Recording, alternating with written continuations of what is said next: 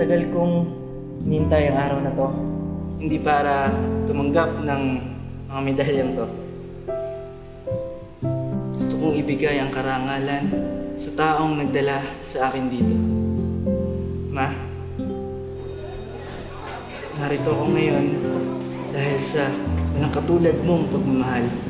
Yung pagmamahal na kayang tiisin ang pagod, ang pagtapos lang ako. Yung pagmamahal na kayang tiisin ang sariling gutom, ibigay lang ang gusto ko. Yung pagmamahal na kayang itago ang lungkot para maging masaya lang kami. Yung kayang sabihin, okay lang lahat, huwag lang bumigat ang loob ko. Alam kong hindi naging madali para sa'yo. Ma, mula nang mawala si Papa, ikaw na tumayong mama at Papa ko.